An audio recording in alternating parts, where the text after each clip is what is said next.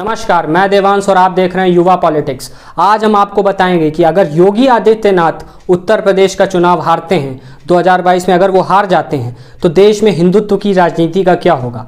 जो हिंदुत्व का इतना प्रभाव है देश की राजनीति में, उस प्रभाव का क्या होगा। इन सभी बातों को समझने के लिए आपको पहले योगी आदित्यनाथ के राजनीतिक सफर को समझना होगा। योगी आदित्यनाथ और उनके गुरु महंत अवैधनाथ को पहचान दिलाई राम मंदिर आंदोलन ने। योगी आदित्यनाथ ने राम मंदिर आंदोलन में एक सक्रिय भूमिका निभाई थी और इसी से प्रभावित होकर उनके गुरु महंत अवैधनाथ ने उनको अपना उत्तराधिकारी चुना और जो गोरखनाथ मठ था उसकी जिम्मेदारी योगी आदित्यनाथ को सौंप दी। और वो वर्ष 1998 था जब वो 26 साल की उम्र में पहली बार, वो भी महंत रहते हुए, गोरखपुर से सांसद बने और लगातार 1998 से 2017 तक गोरखपुर से सांसद रहे। लेकिन उसके बाद उत्तर प्रदेश में भाजपा को जो प्रचंड बहुमत मिला, उसके बाद संघ और जो भाजपा का आला कमान था उन्होंने काफ़ी मंत्रणा की और उसके बाद मुख्यमंत्री के तौर पर योगी का नाम चुना गया। जब वो मुख्यमंत्री के तौर पर चुने गए तब उनको पूर्वांचल के कुछ इलाकों में तो लोग जानते थे, लेकिन उत्तर प्रदेश के अन्य इलाकों में उनकी कोई खास पहचान नहीं थी।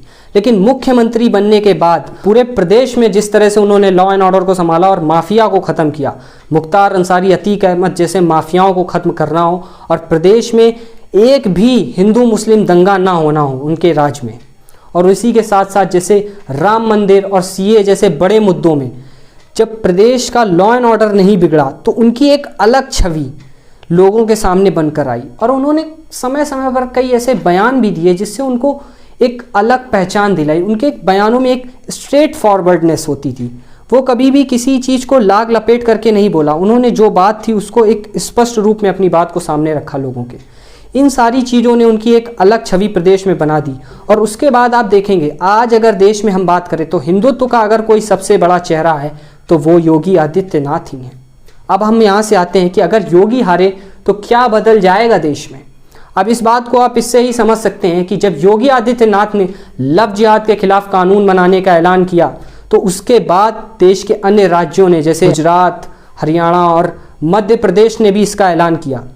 अन्य नेताओं में इतनी इच्छा शक्ति नहीं है कि वो इस तरह से हिंदुत्व के मुद्दों पर खुलकर कुछ कर सकें। और योगी आदित्यनाथ ने जब लव जिहाद के मुद्दे पर कानून बनाने का ऐलान किया तो इन अन्य राज्यों जितने भी थे उनको भी इससे बल मिला और उन्होंने भी इसका ऐलान किया।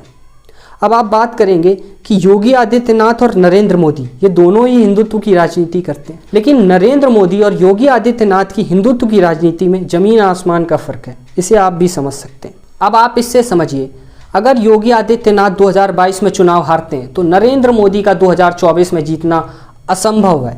और अगर हम ये मान लें कि किसी भी तरह नरेंद्र मोदी 2024 में जीत भी जाते हैं तो जीत जाने के बाद सरकार बनाएंगे जरूर, लेकिन वो सरकार चला नहीं पाएंगे उस स्तर पर, निर्णयों को पूरे देश में लागू नहीं करवा पाएंगे। क्योंकि जब उत्तर प्रदेश जैसा बड़ा राज्य आपके पास नहीं होगा तो आप कैसे किसी अपने निर्णय को पूरे देश में लागू करवा पाएंगे।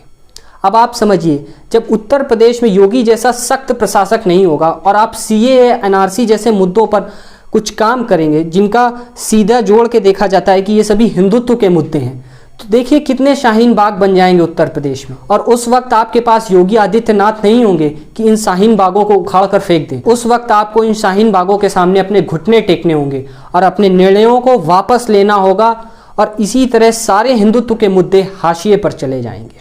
अब आप इससे समझ सकते हैं कि योगी आदित्यनाथ का उत्तर प्रदेश से जाना पूरे देश में हिंदुत्व की राजनीति में कितना प्रभाव डालेगा।